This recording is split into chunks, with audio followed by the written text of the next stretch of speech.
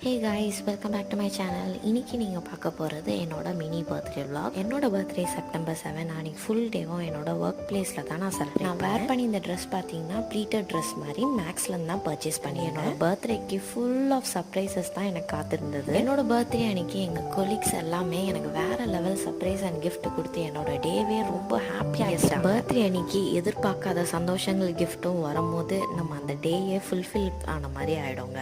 அந்த மாதிரி தான் நான் இன்னைக்கு சின்ன சின்ன கிஃப்ட் வாங்குறது வந்து ஒரு பெரிய சந்தோஷத்தை தரும். கண்டிப்பாக எனக்கு அவனுக்கு அப்படி தான் இருந்தது.